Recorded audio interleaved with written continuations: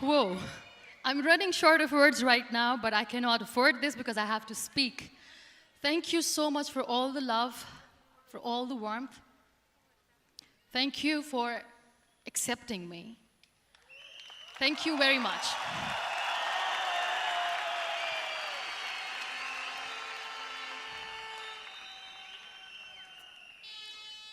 Well, I always start my talk with a disclaimer. And that disclaimer is that I've never claimed to be a motivational speaker. Yes, I do speak, but I feel more like a storyteller because wherever I go, I share a story with everyone. Well, it is a story of a woman whose perfectly imperfect life made her who and what she is today. It's the story of a woman who, in pursuit of her dreams and aspirations, made other people realize that if you think that your life is hard and you're giving up on that because you think your life is unfair, think again. Because when you think that way, you are being unfair to your own self. It's the story of a woman who made people realize that sometimes problems are not too big. We are too small because we cannot handle them.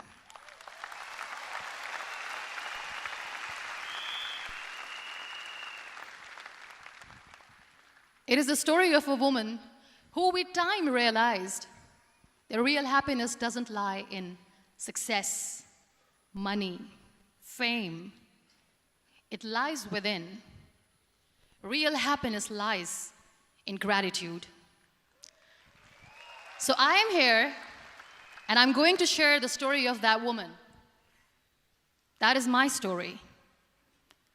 The story of gratitude.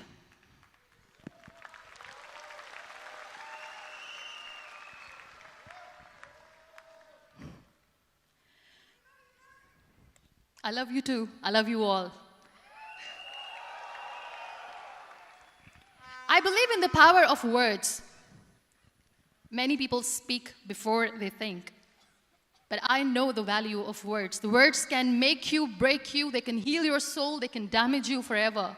So I always try to use the positive words in my life wherever I go. They call it adversity, I call it opportunity. They call it weakness, I call it strength. They call me disabled, I call myself differently abled. They see my disability. They see my disability, I see my ability. There are some incidents that happen in your life, and those incidents are so strong that they change your DNA. Those incidents or accidents are so strong that they break you physically. They deform your body, but they transform your soul.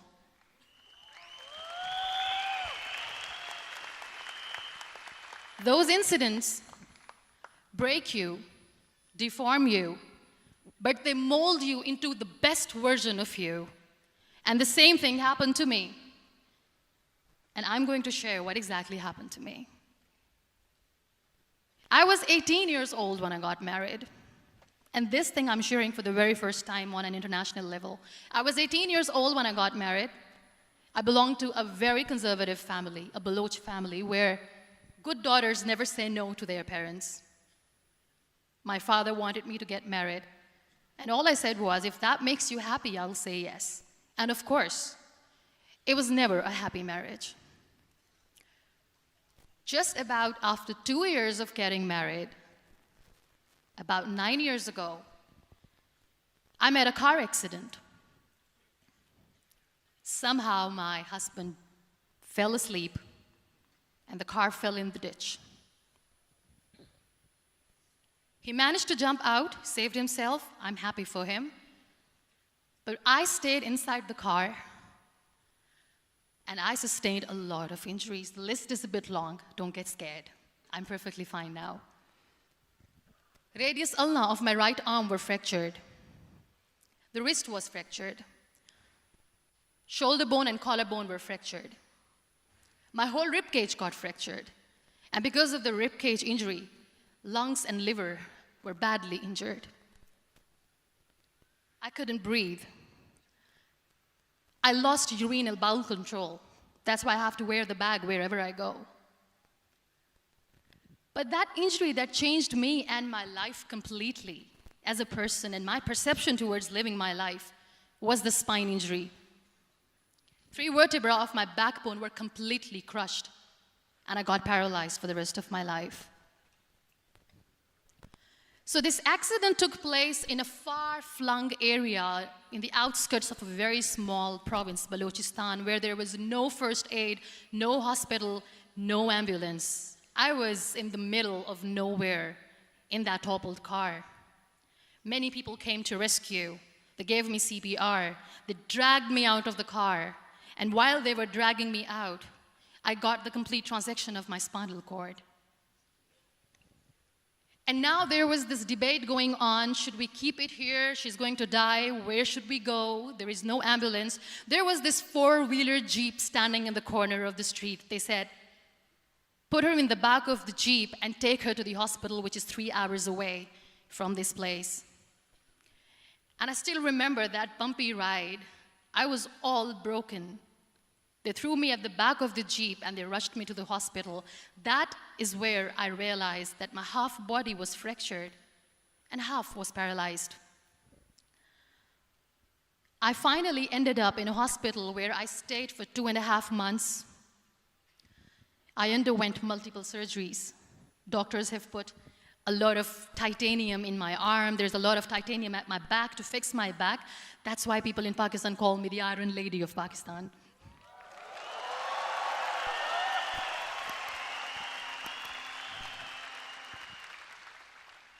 Sometimes I wonder how easy it is for me to describe all this all over again. And somebody has rightly said that when you share your story and it doesn't make you cry, that means you have healed.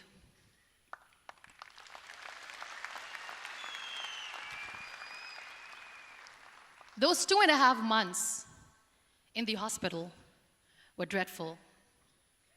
I will not make up stories just to inspire you. I was at the verge of despair. One day, doctor came to me and he said, well, I heard that you wanted to be an artist, but you ended up being a housewife. I have a bad news for you. You won't be able to paint again because your wrist and your arm are so deformed, you won't be able to hold a pen again. And I stayed quiet. Next day, doctor came to me and said, your spine injury is so bad, you won't be able to walk again.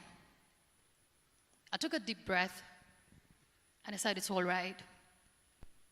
The very next day, doctor came to me and said, because of your spine injury and the fixation that you have in your back, you won't be able to give birth to a child again. That day, I was devastated.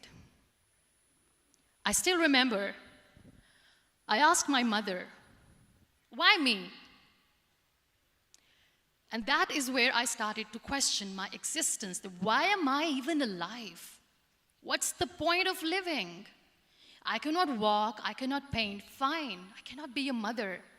And we have this thing in our heads, being women, that we are incomplete without having children. I am going to be an incomplete woman for the rest of my life. What's the point? People are scared. They think I will get divorced. What is going to happen to me? Why me? Why am I alive? We all try to chase this tunnel. We all do this because we see light in the end of the tunnel, which keeps us going. My dear friends, in my situation, there was a tunnel that I had to roll on, but there was no light. And that is where I realized that the words have the power to heal the soul. My mother said to me, this too shall pass. God has a greater plan for you. I don't know what it is, but He surely has.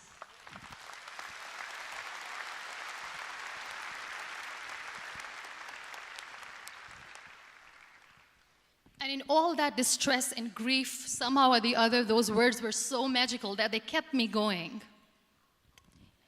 I was trying to put that smile on my face all the time, was hiding. It was so hard to hide the pain, which was there. But all I knew was that if I will give up, my mother and my brothers will give up too. I cannot see them crying with me. So what kept me going was, one day I asked my brothers, I know I have a deformed hand, but I'm tired of looking at these white walls in the hospital and wearing these white scrubs. I'm getting tired of this. I want to add more colors to my life. I want to do something. Bring me some colors. Bring me some small canvas. I want to paint. So the very first painting I made was on my deathbed, where I painted for the very first time. It was not just an art piece or just my passion. It was my therapy. What an amazing therapy it was. Without uttering a single word, I could paint my heart out. I could share my story. People used to come and say, what lovely painting, so much color. Nobody could see the grief in it. Only I could. So that's how I spent 2.5 months in my hospital, crying, never complaining or whining, but painting. And then I was discharged, and I went back home. And I went back home, and I realized that I have developed a lot of pressure ulcers on my back and on my hip bone. I was unable to sit. There were a lot of infections in my body, a lot of allergies. So doctors wanted me to lie down on the bed straight for not 6 months, for not 1 year, for 2 years. I was bedridden, confined in that one room, looking outside the window, listening to the birds chirping, and thinking maybe there will be a time when we'll be going out with the family and enjoying the nature. That was the time where I realized how lucky people are, but they don't realize. That is the time where I realized that the day I'm going to sit, I'm going to share this pain with everyone to make them realize how blessed they are, and they don't even consider them lucky. There are always turning points in your life. There was a rebirth day that I celebrated. After 2 years and 2.5 months, when I was able to sit on a wheelchair, that was the day when I had the rebirth. I was a completely different person. I still remember the day I sat on the wheelchair for the first time, knowing that I'm never going to leave this, knowing that I won't be able to walk for the rest of my life. I saw myself in the mirror, and I talked to myself. And I still remember what I said.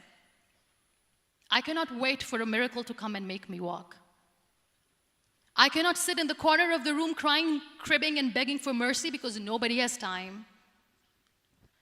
So I have to accept myself the way I am. The sooner, the better. So I applied the lip color for the first time.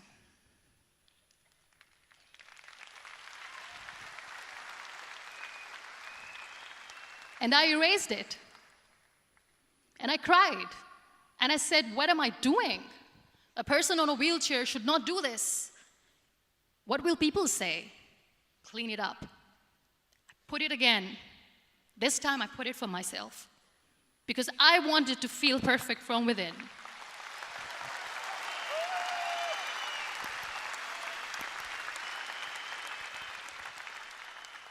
And that day I decided that I'm going to live life for myself. I am not going to be that perfect person for someone. I am just going to take this moment and I will make it perfect for myself. And you know how it all began? That day I decided that I'm going to fight my fears. We all have fears.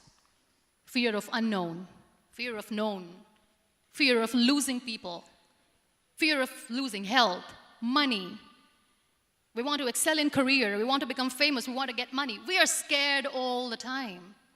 So I wrote down one by one all those fears, and I decided that I'm going to overcome these fears one at a time. You know what was my biggest fear? Divorce. I couldn't stand this word. I was trying to cling on to this person who didn't want me anymore, but I said no. I have to make it work. But the day I decided that this is nothing but my fear, I liberated myself by setting him free. And I made myself emotionally so strong that the day I got the news that he's getting married, I sent him a text that I'm so happy for you and I wish you all the best. And he knows that I pray for him today.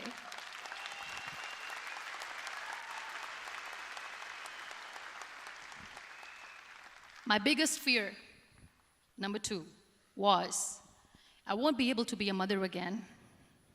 And that was quite devastating for me. But then I realized there are so many children in the world, all they want is acceptance. So there is no point of crying, just go and adopt one. And that's what I did.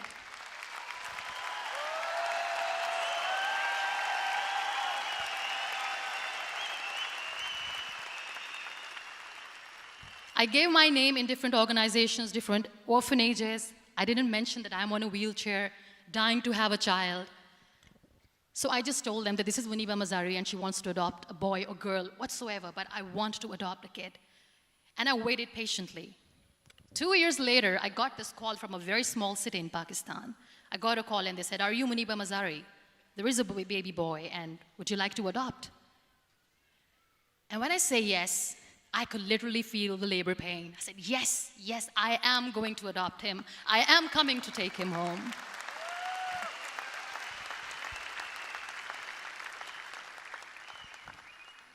And when I reached there, the man was sitting and he was looking at me from head to toe. And in back of my head, I kept thinking that, oh my God, he is going to say she's on the wheelchair, she doesn't deserve it. How is she going to take care of him? And I looked at him and I said, "Do not judge me because I'm on the wheelchair." But you know what he said?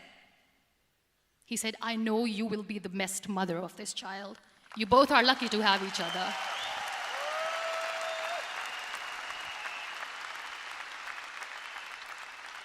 And that day, Niall was 2 days old, and today he's 6.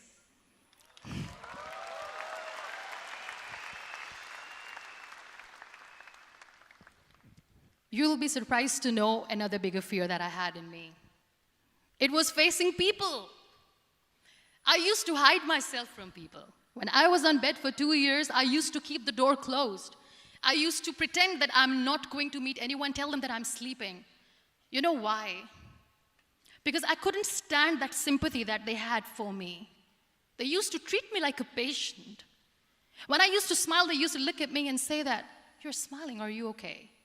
I was tired of this question being asked, "Are you sick?" Well, a lady yesterday at the airport asked me, "Are you sick?" And I said, "Well, besides the spinal cord injury, I'm fine, I guess."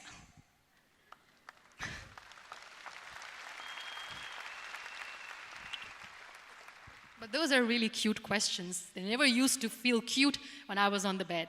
So I used to hide myself from people, knowing that, oh my God, I'm not going to see that sympathy in their eyes. It's all right. And today I'm here speaking to all these amazing people because I have overcome the fear.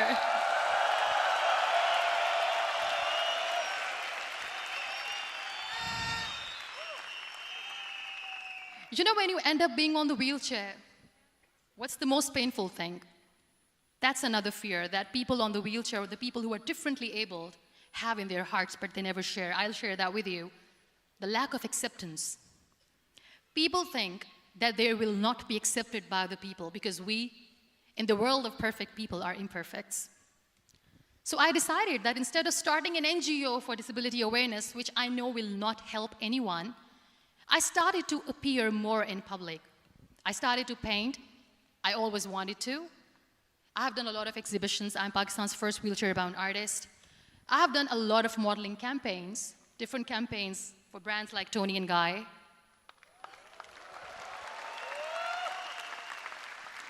I have done some really funny, breaking the barriers kind of modeling. There was this one by the name Clown Town where I became a clown because I know that clowns have hearts too. And then I also decided that if I really want to make the difference, I am not going to let people use me for their polio campaigns where they will make you a victim and an emblem of misery and mercy and will say that, you know what, give polio drops to your children or they'll become like this girl. I decided that I'm going to join the national TV of Pakistan as an anchor person. And I've been doing a lot of shows for the last 3 years.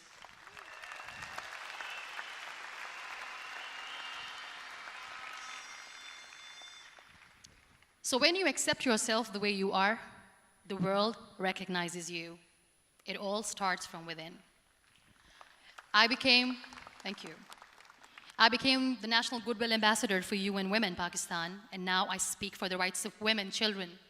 We talk about inclusion, diversity, gender equality, which is a must. I was featured in BBC 100 Women for 2015. I'm one of the Forbes 30 under 30 for 2016. And it all didn't happen alone. You all are thriving in your careers. You have bigger dreams and aspirations in life. Always remember one thing. On the road to success, there is always we, not me. Do not think that you alone can achieve things. No. There is always another person who is standing behind you, maybe not coming on the forefront, but behind you, praying for you and supporting you. Never lose that person. Never.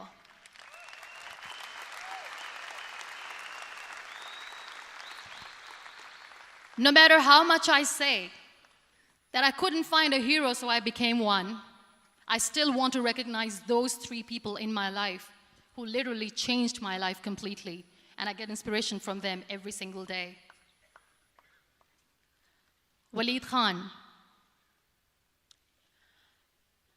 Many people know about the terrorist attacks in Pakistan. We have lost many people. And I'm sharing this with a very heavy heart because we actually have lost a lot of people in this huge turmoil of terrorism. These people are barbarians. They do not see people. They're even worse than animals. They have killed people in mosques. They have killed people in churches, temples, even in schools. There was this terrorist attack in Army Public School, Peshawar, where these terrorists entered in an examination hall and they killed our children.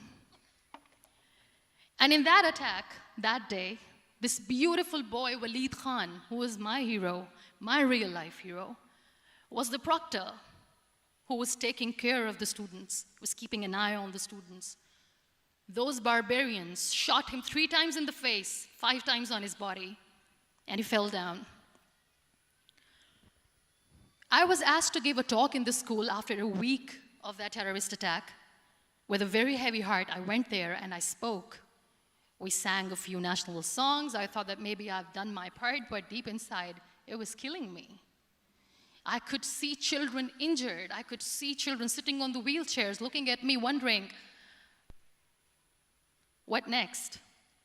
What was our fault? Just because we were here to give examination, we have been shot. So many people, so many children lost their friends. Their classrooms were empty. The next day they went to the classroom.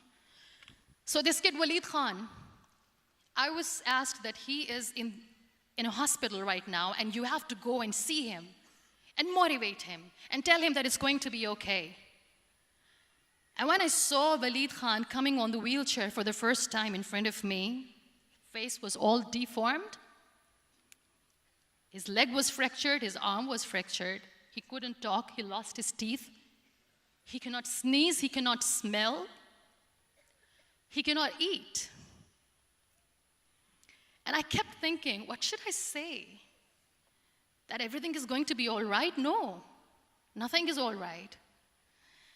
And while I was juggling with the words, what to say, what not to say, this beautiful child, Waleed Khan, came to me and he said, "Are you Muniba Mazari?" I said, "Yes." He said, "Baji, let's take a selfie."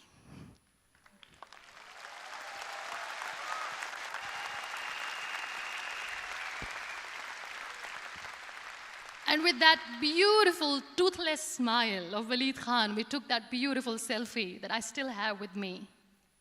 I don't share that here because he was in a very bad shape that time. And that is where I realized that when I was thinking too much about his deformities, he's happy with himself. He doesn't even care. Because today he goes in the same school, and when somebody asks him that what happened to your face, why so many scars, you know what he says? "These scars are my medals and I wear them with pride."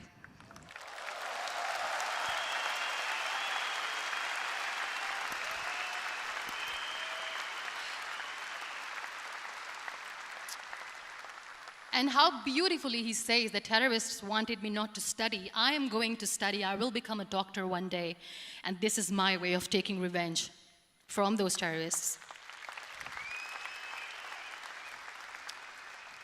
Another real-life hero, of course, my son. His name is Nile, N-I-L-E, River Nile.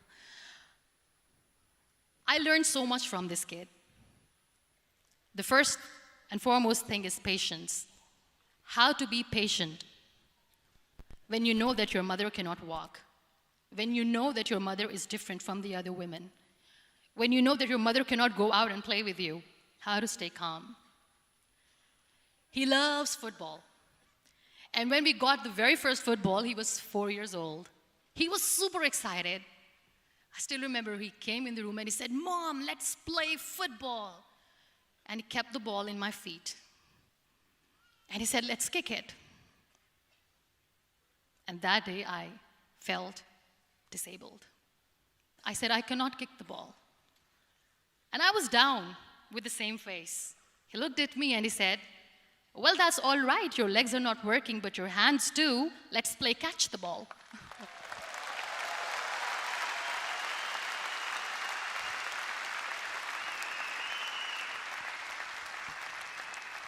You know what? That day he made me realize that when you think your glass is half empty, come on, your glass is half full.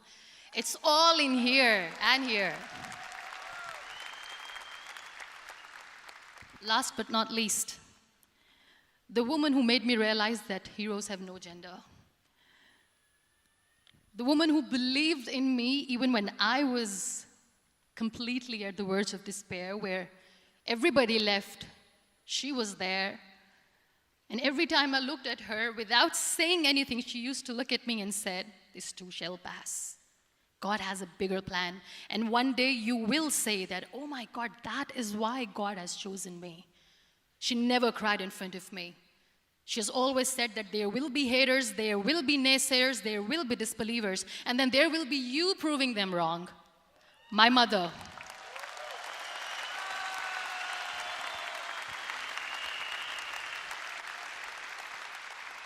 Whatever I am today, I'm nothing without her. I'm nothing without her. Thank you, Mama. I wish you were here. Thank you for making me who I am today.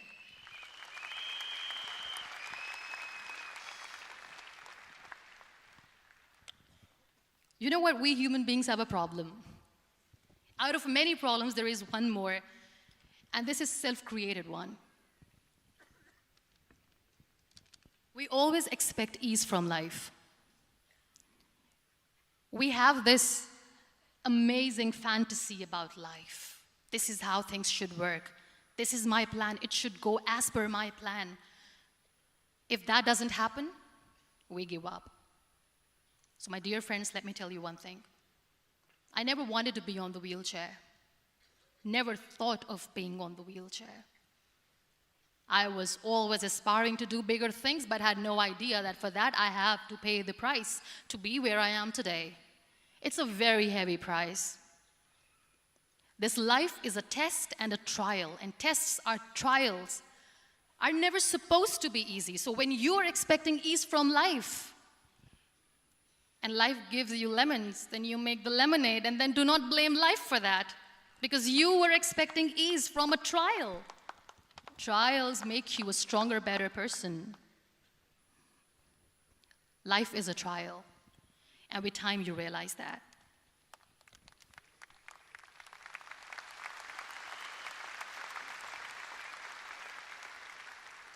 It is okay to be scared.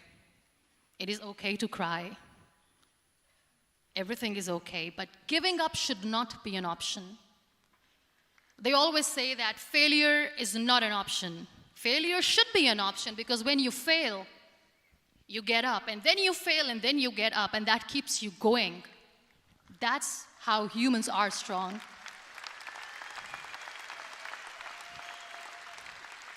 Failure is an option, should be an option, but giving up is not. Never. We have this thing in minds. We call it perfection. We want everything perfect. We want ourselves to be perfect. There is this image in our head about everything. Perfect life, perfect relationships, perfect career, perfect amount of money that we need to earn no matter what. Nothing is perfect in this world. We all are perfectly imperfect, and that is perfectly all right. That's all right. We were sent here not to become the perfect people. Those people who tell you how to look perfect, even those people are imperfect. Trying to fight this fear of looking imperfect. I used to be perfect. I still remember. I got this compliment years ago when I used to walk. Oh my God, look at you. You're fair, you're tall, you're perfect.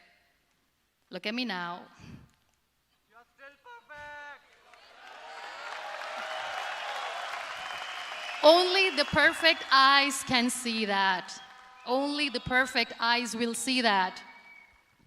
Only the perfect eyes will see that. So yes, in all those imperfections, you have to listen to your heart. You don't have to look good for people. You don't have to be perfect just because other people want you to be perfect. If your soul is perfect from within, that's all right. This is all what you want. This is all what you need to be. Our society has made very weird kind of norms to look perfect and great. For men, it's different. For women, it's different. We think too much about what people say. We listen to ourselves too little. You know what makes you perfect? When you make someone smile. You know what makes you perfect? When you try to do something good for the people around you. You know what makes you perfect? When you feel someone's pain. And how beautiful pain is that it connects you with people.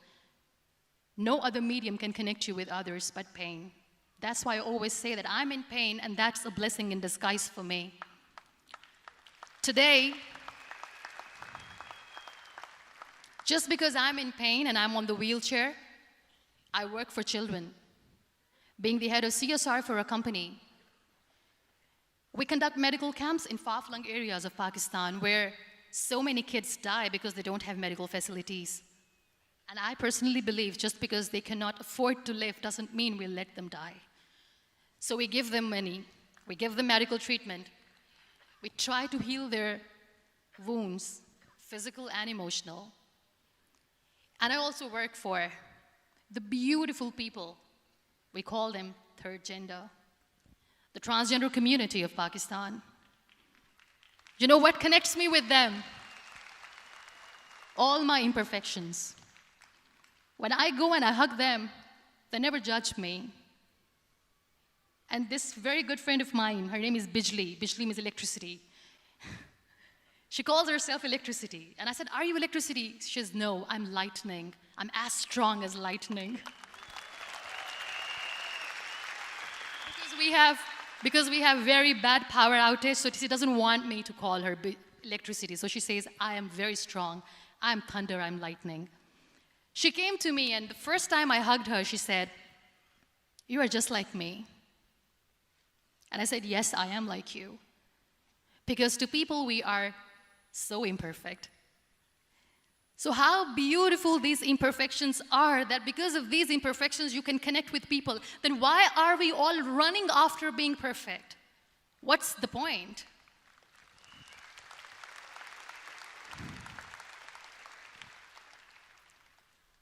Every time I go in public, I always smile. There's always a big toothy smile on my face, and people ask me, don't you get tired of smiling all the time? What's the secret? I always say one thing, that I have stopped worrying about the things that I have lost, the people that I have lost. Things and people who were meant to be with me are with me. And sometimes, somebody's absence makes you a better person. Cherish their absence. It's always a blessing in disguise. I always say that people are so lucky they don't even realize. You must be thinking, okay, you're lucky in what sense? Well, the breath that you just took was a blessing. Embrace it.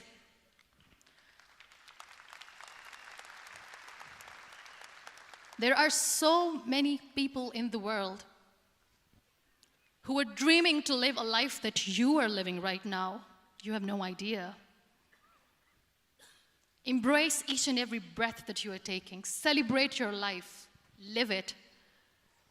Don't die before your death. We all die.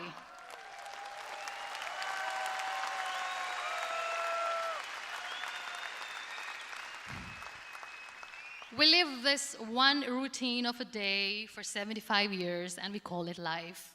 No, that's not life. If you're still thinking why you have been sent here, if you're still juggling with the concept of why you are here, you haven't lived yet. You work hard, you make money, you do it for yourself. That's not life. You go out, you seek for people who need your help, you make their lives better. You become that sponge which can absorb all the negativity, and you become that person who can emit beautiful, positive vibes. And when you realize that you have changed someone's life, and because of you, this person didn't give up, that is the day when you live. Always.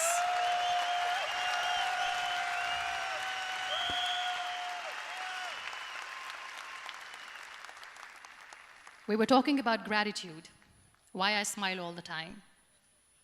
I cry all night when nobody sees me, because I'm a human and I have to keep the balance. And I smile all day because I know that if I will smile,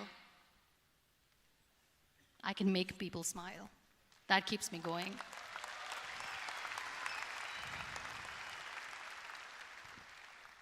Be grateful for what you have, and you will always, always end up having more.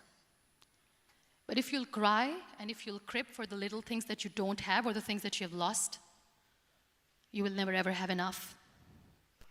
Sometimes we are too busy thinking about the things that we don't have that we forget to cherish the blessings that we have.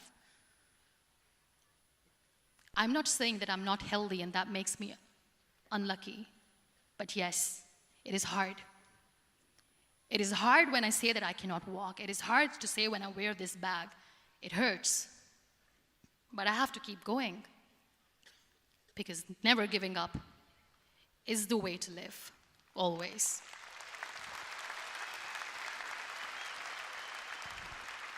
So I'll end my talk on a very short note.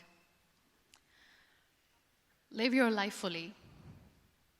Accept yourself the way you are. Be kind to yourself. Be kind to yourself. I'll repeat, be kind to yourself, and only then you can be kind to others. Love yourself and spread that love. Life will be hard. There will be turmoils, there will be trials, but that will only make you stronger. Never give up. The real happiness doesn't lie in money or success or fame. I have this all, I never wanted this. Real happiness lies in gratitude. So be grateful, be alive, and live every moment. Thank you so much, everyone. Thank you.